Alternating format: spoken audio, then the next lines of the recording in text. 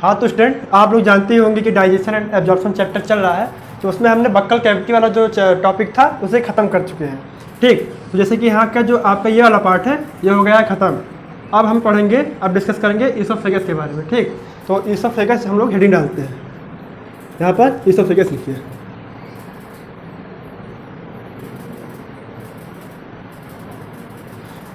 जानिएगा, oesophagus को हम लोग गलट भी कहते हैं और इसे विंड फूड पाइप भी कहा जाता है। ठीक, तो यहाँ पर मैं लिखे दे रहा हूँ the other name of oesophagus, ये होता है गलेट और फूड पाइप।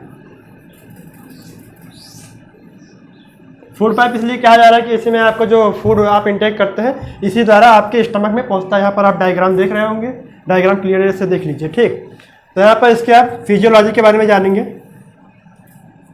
जो ईसोफेगस होता है वो ह्यूमन बींग्स में 25 सेंटीमीटर का होता है। ये अप्रॉक्स एक आइडियल कंडीशन ली गई है, तो 25 सेंटीमीटर का होता है। और थोड़ा इम्पोर्टेंट इसके बारे में है, जो लॉन्गेस्ट ईसोफेगस फाइंड किया गया है वो है जिराफ का, और जो शॉर्टेस्ट ईसोफेगस है, शॉर्टेस्ट ईसोफेगस है वो होता है श्रीव का। ये एक मैमल है जो सबसे छोटा होता है, तो इसका ईसोफेगस भी सबसे छोटा होता है। ठीक, आप इसको नोट कर लीजिए, उसके बाद दूसरे टॉपिक पे चलते हैं। दूसरे टॉपिक नहीं, उसमें पॉइंट है। आओ, तो ईसोफेगस का काम क्या है यहाँ पर? तो ये एक मस्कुलर एक्सटेंशन है, ऐसा समझ लीजिए, एक मस्कुलर एक्सटेंशन है, मस्कुलर एक्सटेंशन विच कनेक्ट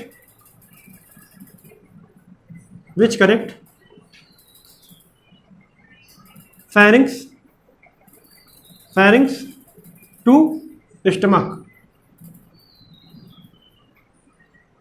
ये जो ईसोफेगस होता है ये आपकी जो बक्कल कैविटी है उसको स्टमक के साथ कनेक्ट करता है। जैसे यहाँ पर आपका ये बक्कल कैविटी हो गया और ये हो गया ईसोफेगस, तो ये आपको स्टमक का मतलब आपके स्टमक से ये कनेक्ट कर रहा है, तो इसका यही काम है, ईसोफेगस को कनेक्ट करता है। ठीक, अब it lined by muscles, smooth muscles यहाँ पर लिखे दे रहे हैं, it lined by smooth muscles.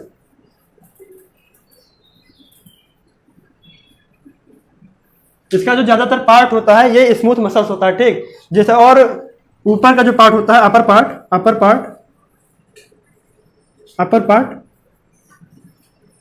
Skeletal muscle रहता है, स्केलेटल मसल। अब इसको आप देख भी सकते हैं, जैसे कि आप कोई फूड ले रहे हैं, आप वॉमिटिंग करना चाहते हैं। ठीक, तो यहाँ पर आप जैसे कि अपनी फिंगर डालकर यहाँ पर बक्कल कैविटी के नीचे आप वॉमिटिंग मतलब इंड्यूस कर सकते हैं। तो इसी कारण होता है क्योंकि जो अपर पार्ट ऑफ ईसोफेगस है वो स्केलेटल मसल्स के मतलब उससे बना रहता है, और अगर वो फूड जो है अगर स्मूथ मसल में पहुंच गया तो आप ऐसे वॉमिटिंग इंड्यूस नहीं कर सकते हैं। ठीक, तो जो मसल्स है it helps in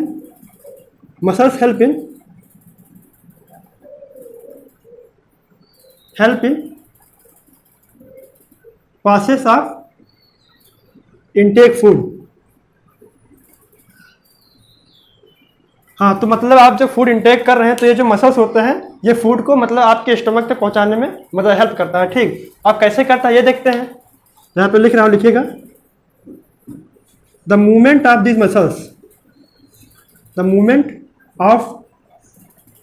these muscles help in process of food particles and this movement is known as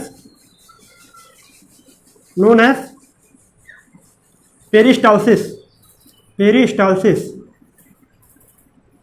ये सबसे इंपॉर्टेंट टर्म है, इसको आप ध्यान दीजिएगा कि पेरिस्टाल्सिस होता क्या है। ये पेरिस्टाल्सिस बहुत इंपॉर्टेंट टर्म है, इसके बारे में जानेंगे कि पेरिस्टाल्सिस होता क्या है। तो इसके लिए एक एग्जांपल दे रहा हूँ, देखिएगा बोर्ड पर, इसको नोट कर लिया ना। ठीक।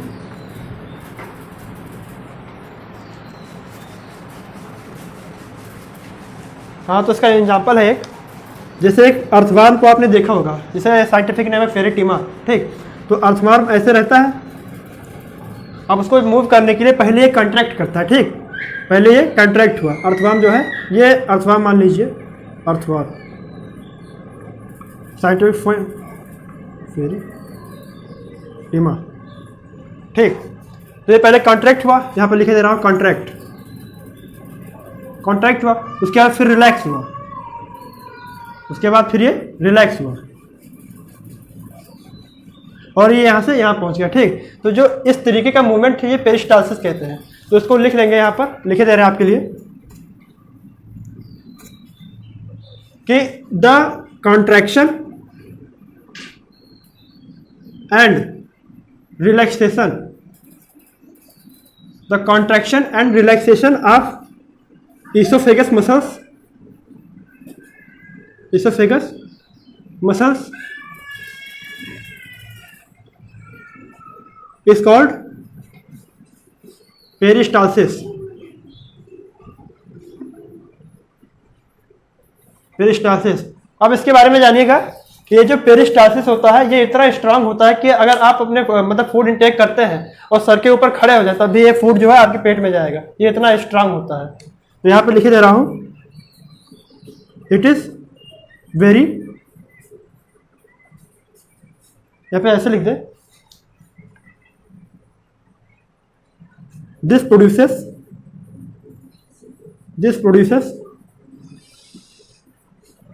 very strong waves। तो इसको नोट कर लीजिए, उसके बाद नेक्स्ट आपको बताएं इसके बारे में। ठीक है, मिटा दें। ठीक, अब आप पढ़ेंगे कि इसोफेगस जो होता है वो इपीथीलियल सेल से बना होता है। ठीक, उसके जो इनर लाइनिंग है वो इपीथीलियल सेल से बनी रहती है। The inner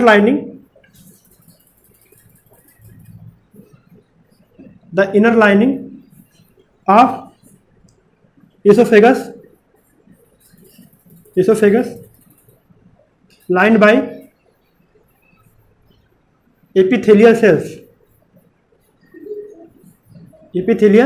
sales. अब इस सेल्स का काम क्या होता है, तो यहाँ पर लिखेंगे फंक्शन ऑफ दिस सेल्स। तो इस सेल्स का काम क्या होता है कि ये म्यूकस सिक्रेट करती हैं। म्यूकस एक स्लाइमी सब्सटेंस रहता है जो कि आपको फूड को मतलब मिक्स करके इजीली पैसेज कराता है आपके स्टमक में। ठीक, तो यहाँ पे लिखेंगे these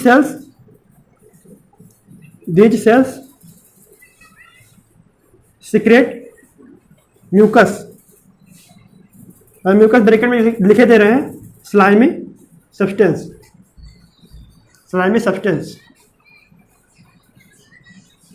which moist your bolus and easily passes up food,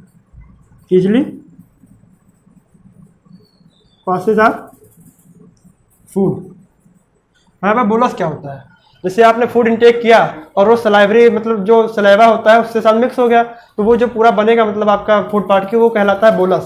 तो यहाँ पर दिखाई दे रहा हूँ कि जैसे यहाँ पे फूड पहुँच गया तो ये आपका होगा बोलस।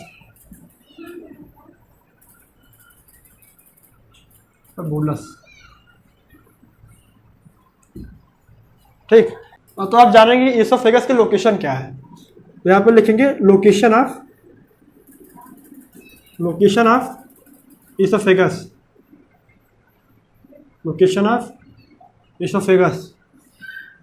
तो इट लाई, यहाँ पर ऐसे लिख लीजिए, it start just after buccal cavity passes through thoracic cavity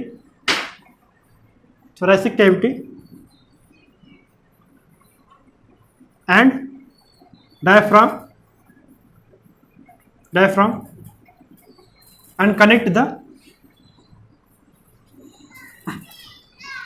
connect the stomach stomach. तो ये जो इसका लोकेशन है, ये आपकी जो बक्कल कैविटी है यहाँ से स्टार्ट होता है। तो थोरेसिक कैविटी मतलब यहाँ से नाम लिया गया है। जैसे आपका जो वर्टिब्रा होता है ना, जैसे कि आपके वर्टिब्रा होता है, ये थोरेसिक मतलब थोरेसिक वर्टिब्रा होता है, ठीक। तो उसी रीजन में लाई कर रहा है। तो ये बताया गया है कि ये मतलब थोरेसिक कैविटी को पास करते हुए और डायफ्राम को पास करते हुए आपके स्टमक को कनेक्ट करता है, ठीक। अब डायफ्राम क्या है? डायफ्राम एक स्केलेटल मसल्स रहता है जो एब्डोमिनल पार्ट को और आपके अपर वाले रीजन को डिवाइड करता है। यही हेल्प करता है आपकी ब्रीदिंग में। यहाँ पर डायफ्राम लिखे दे रहे हैं, हेल्प इन ब्रीदिंग। बाकी इसके बारे में डिटेल रेस्पिरेशन चैप्टर में बताऊंगा। और आगे देखिए इसका जो है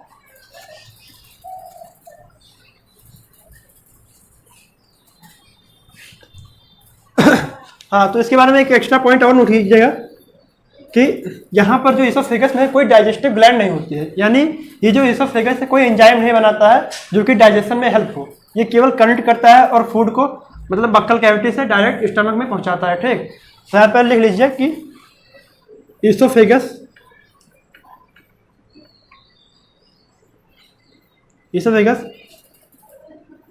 does not have any digestive glands.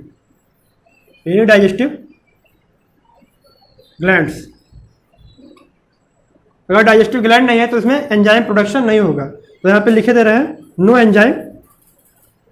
Enzyme production. अब बात आएगी कि यहाँ पर जब डाइजेस्टिव ग्लैंड नहीं है तो यहाँ पर डाइजेशन होना ही नहीं चाहिए था, लेकिन ऐसा बिल्कुल नहीं है। यहाँ पर भी डाइजेशन होता है। वो कैसे होता है मतलब बताता हूँ। जैसे कि आपने कुक्ड स्टार्च अपने मतलब बक्कल कैविटी में रखा, तो वहाँ पर मतलब जो सलाइवरी ग्लैंड का जो एक्सक्रीशन है, एंजाइम है, वहाँ पर एक्ट किया और स्टार्च को डाइजेस्ट करने लगता है। और वो डाइजेशन यहाँ पर एसोफेगस के होते हुए मतलब आपके स्टमक तक होता रहता है, ठीक। और वहाँ तक पहुँचते पहुँचते स्टार्च का जो है 30 से 40% डाइजेशन हो चुका होता है। 30 से 40% डाइजेशन हो चुका होता है, ठीक। तो ऐसा नहीं है कि मतलब यहाँ पर डाइजेस्टिव ग्लैंड नहीं तो कोई डाइजेशन नहीं हो रहा है, ठीक। यहाँ पर स्टार्च का डाइजेशन कंटिन्यू रहता है।